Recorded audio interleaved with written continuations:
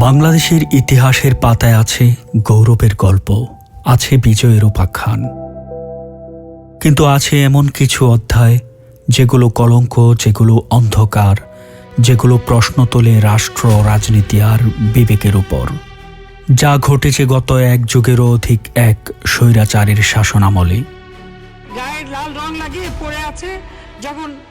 গণতন্ত্রের মূল শক্তি ভোটাধিকার, কিন্তু সে সময়ে বাংলাদেশে ভোট হয়ে ওঠে আনুষ্ঠানিকতা মাত্র। নির্বাচন ছিল কিন্তু ছিল না প্রতিযোগিতা, ভোট ছিল কিন্তু ছিল না ভোটার। রাষ্ট্রযন্ত্র ধীরে ধীরে রূপ নেয় দলীয় যন্ত্রে। ক্ষমতা টিকিয়ে রাখাই হয়ে ওঠে রাজনীতির একমাত্র লক্ষ্য। যেখানে ছাত্র রাজনীতি হওয়ার কথা ছিল আদর্শের, সেখানে জন্ম নেয় সন্ত্রাসের সংস্কৃতি। ক্যাম্পাসগুলো পরিণত হয় পেশি শক্তির প্রদর্শনীতে। ভিন্নমত মানেই শত্রু, মতাদর্শ নয়, দখলই হয়ে ওঠে রাজনীতির ভাষা। মত প্রকাশ ছিল অপরাধ, প্রশ্ন করা ছিল রাষ্ট্রবিরোধিতা, সমালোচনা মানেই শত্রুতা। রাজনৈতিক ভিন্নমত দমনে মামলা, গ্রেপ্তার, ভয়ভীতি এসব ধীরে ধীরে নীরবতার সংস্কৃতি তৈরি করে। এমনকি সাংবাদিক, লেখক, অ্যাক্টিভিস্টরাও এক অদৃশ্য আতঙ্কের মধ্যে বসবাস করত। কিছু মানুষ হারিয়ে গেছে আর ফিরে আসেনি, কিছু লাশ পাওয়া গেছে আর প্রশ্নের উত্তর মেলেনি। রাষ্ট্র নীরব থেকেছে, হয়েছে আরও ভয়ঙ্কর, তৈরি করেছে আয়নাঘরের মতো অভিশপ্ত বন্দিশালা। মানুষ মুখে কিছু না বললেও ভেতরে জন্ম নিচ্ছিল আগুনের স্ফুলিঙ্গ। অন্যায় যখন জমতে জমতে পাহাড় হয়ে যায়, তখন ভয়, ক্ষোভ, অপমান সব মিলিয়ে তৈরি হয়েছিল এক বিস্ফোরণযোগ্য বাস্তবতার। এটি রূপ নেয় গণ অভ্যুত্থানে, যা জুলাই গণ অভ্যুত্থান নামে সমাদৃত।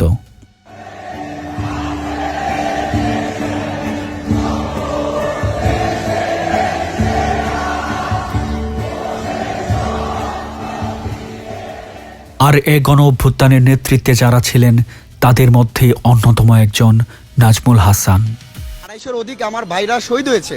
যতদিন পর্যন্ত আমাদের দাবি আদায় না হবে, আমাদের উপর যত হামলা করা হোক, মামলা করা হোক, পুলিশ দিয়ে, র্যাব দিয়ে, বিজেপি দিয়ে, সেনাবাহিনী দিয়ে, নৌবাহিনী দিয়ে অথবা সোয়ার দিয়ে, কোনোভাবেই ছাত্র সমাজকে হারাইতে পারবে না। আমরা দৃঢ়ভাবে বলতে চাই। নাজমুল হাসানের জন্ম কুমিল্লা জেলার মেঘনা উপজেলার বড়ইকান্দি গ্রামে। একটি সাধারণ গ্রাম, কিন্তু এখান থেকেই জন্ম নেয় অসাধারণ এক সংগ্রামী মানসিকতা।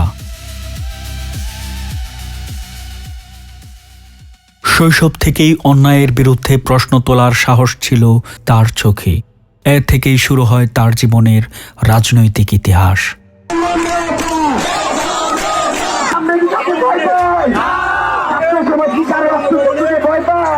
তিনি ছিলেন 2018 সালের কোটা সংস্কার আন্দোলনের সংগঠক। এবছরই তিনি 5 বার হামলার শিকার হন। পরের বছর অর্থাৎ 2019 সালে ডাকসুতে ভিপি নুরুল হক নূরকে বাঁচাতে গিয়ে ছাত্রলীগ মুক্তিযুদ্ধ মঞ্চের হামলায় গুরুতর আহত হয়ে দীর্ঘ 3 মাস চিকিৎসাধীন ছিলেন। এবং 2021 সালে ভারতীয় আগ্রাসন ও আধিপত্য নিয়ে কথা বলতে গিয়ে এবং মোদির আগমন বিরোধী আন্দোলন করায় দীর্ঘ 6 মাস তথা 183 দিন কারাবরণ করেন। এভাবেই চলতে থাকে তার সংগ্রামী জীবন। এবারের সংগ্রাম শিক্ষা প্রতিষ্ঠানে যারা সন্ত্রাসী কাজ করে সেই ছাত্রলীগের বিরুদ্ধে সংগ্রাম। আমরা আবারও রাজপথে ফিরে আসবো এবং ভারতের যে দালাল আছে এবং ভারতের আগ্রাসনের বিরুদ্ধে আবারও রাজপথের তুলনা দিব। পরবর্তী সময়ে 2022 সালে শহীদ আবরার ফাহাদের 3য় মৃত্যুবার্ষিকী করতে গিয়ে গ্রেফতার হয়ে দীর্ঘ 2 মাস কারাবরণ করেন।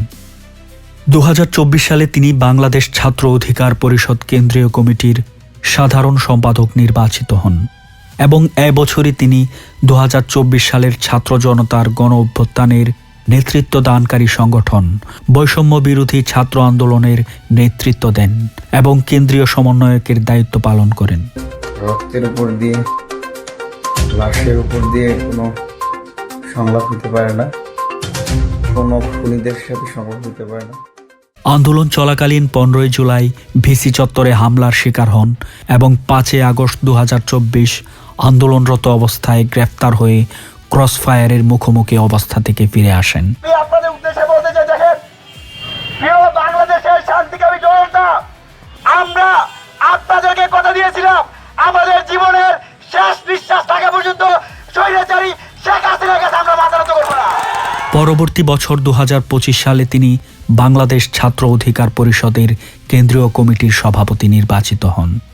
এই নাজমুল হাসানরাই দেশের কলঙ্কময় অধ্যায় পেরিয়ে বাংলাদেশকে নতুন করে দাঁড়াতে শিখিয়েছে দেশকে নিয়ে ভাবতে। দেশ পরিচালনার চাবি এখন আমাদের হাতে। আসুন নাজমুল হাসানদের মতো করে দেশকে নিয়ে একটু ভাবি, শুনি তাদের ভাবনা। প্রাণপ্রিয় দেশবাসী, আসসালামু আলাইকুম। আজ কথা বলবো আমাদের সবার স্বপ্নের বাংলাদেশ বিনির্মাণের পক্ষে। একটু ভেবে দেখুন তো, আমরা আসলে কি চাই? আমরা এমন এক বাংলাদেশ চাই যেখানে ভোট মানে সত্যিকারের ভোট, আইন মানে ন্যায় নিশ্চয়তা, ক্ষমতা মানে জবাবদিহিতা। এমন এক বাংলাদেশের স্বপ্ন দেখি যেখানে প্রত্যেকটা মানুষ মর্যাদা নিয়ে বসবাস করবে, রক্ষক ভক্ষক হবে না, ন্যায় বিচার প্রতিষ্ঠিত হবে। সেই বাংলাদেশ বিনির্মাণের লক্ষ্যে আমাদের সবাইকে ঐক্যবদ্ধ হয়ে একটি গুরুত্বপূর্ণ এবং দায়িত্বশীল সিদ্ধান্ত নিতে হবে। হ্যাঁ মানে কোনো অন্ধ সমর্থন নয়, হ্যাঁ মানে ব্যক্তি, গোষ্ঠী, দল, শাসকের পরিবর্তন নয়, পুরো শাসন ব্যবস্থার পরিবর্তন করা, একটা কাঠামো ঠিক করা যার মধ্য দিয়ে ভবিষ্যতে কেউ চাইলেই রাষ্ট্রকে জিম্মি করতে পারবে না। গণভোটে হ্যাঁ মানে একজন ব্যক্তি দুইবারের বেশি প্রধানমন্ত্রী থাকতে পারবে না। ক্ষমতায় থেকে ক্ষমতাকে কুক্ষিগত করার স্বার্থে নির্বাচন করার পরিবেশ আর বাংলাদেশে থাকছে না। দেশবাসী পাবে একটি নির্বাচনকালীন নিরপেক্ষ তত্ত্বাবধায়ক সরকার। গণভোটে হ্যাঁ মানে বাংলাদেশে স্থাপিত হবে একটি ঐতিহাসিক দৃষ্টান্ত। দেশবাসী পাবে 2 কক্ষ বিশিষ্ট জাতীয় সংসদ, একটি নিম্নকক্ষ আর একটি 100 সদস্যের উচ্চ কক্ষ গঠিত হবে। এর মানে কি? এর মানে সংবিধান আর কেউ একা একা বদলাতে পারবে না। সংবিধান সংশোধন করতে হলে উচ্চ কক্ষের সংখ্যাগরিষ্ঠদের অনুমোদন লাগবে। এটাই ক্ষমতার ভারসাম্য। গণভোটে হ্যাঁ মানে সংসদে নারীদের প্রতিনিধিত্ব নিশ্চিত করা, বিরোধী দল থেকে ডেপুটি স্পিকার নির্বাচিত করা এবং সংসদীয় সভাপতি নির্বাচিত হবে বিরোধী দল থেকে। এতে করে স্থানীয় সরকার শক্তিশালী হবে। প্রিয় দেশবাসী, আমরা সবাই জানি স্বাধীনতার 54 বছরে হাজারো মায়ের বুক খালি হয়েছে, হাজারো মানুষকে গুম খুনের শিকার হতে হয়েছে, কিন্তু আজও বিচার পেয়েছি, ন্যায় বিচার কি প্রতিষ্ঠিত হয়েছে? গণভোটে হ্যাঁ দিলে এমন একটা রাষ্ট্র গঠন করা সম্ভব যেখানে একজন মানুষকে প্রকাশ্যে দিবালোকে বা রাতের অন্ধকারে তুলে নিয়ে গুম করা যাবে না। গণভোটে হ্যাঁ দিলে আইনের শাসন আরও শক্তভাবে প্রতিষ্ঠিত হবে। গুম নয়, আইনের শাসন প্রতিষ্ঠা করার জন্য গণভোটে হ্যাঁ বলুন। খুনের রাজনীতি নয়, ন্যায় বিচার প্রতিষ্ঠায় গণভোটে হ্যাঁ বলুন। জুলাই গণঅভ্যুত্থানে 2000 অধিক শহীদের রক্তের যে স্বপ্নের বাংলাদেশ বিনির্মাণ করতে হলে গণভোটে হ্যাঁ বলুন। এখনও যারা পঙ্গুত্ব বরণ করছে, যারা আর কখনও তাদের প্রিয়জনকে আর দেখতে পাবে না, বাবা মাকে দেখতে পাবে না, তাদের স্বপ্নে বাংলাদেশ বিনির্মাণ করতে হলে গণভোটে হ্যাঁ বলুন। আপনারা কি জানেন ফেসিবাদ কীভাবে ফিরে আসে? যখন ক্ষমতা থাকে অবারিত, যখন প্রতিষ্ঠানগুলো দুর্বল হয়, যখন সিদ্ধান্ত নেয় গুটি কয়েক কিন্তু ভোগের সবাই। এই রাস্তা বন্ধ করতেই গণভোটে হ্যাঁ বলুন। এটা প্রতিশোধের কোনো ভোট নয়, এটা বাংলাদেশকে রক্ষা করার ভোট। বাংলাদেশ আমাদের স্বপ্ন, আমাদের ভবিষ্যৎ। আমরা এমন বাংলাদেশ চাই যেখানে সিদ্ধান্ত হবে জনগণের, উন্নয়ন হবে সবার। তাই আসুন দল মত নির্বিশেষে আমরা ঐক্যবদ্ধ হয়ে দায়িত্বশীল সিদ্ধান্ত নেই। বাংলাদেশের স্বাধীনতার সার্বভৌমত্ব রক্ষায়, দেশের পক্ষে, ভবিষ্যতের পক্ষে। আসন্ন 12ই ফেব্রুয়ারি ত্রয়োদশ জাতীয় সংসদ নির্বাচনে গণভোটে হ্যাঁ ভোট দিন।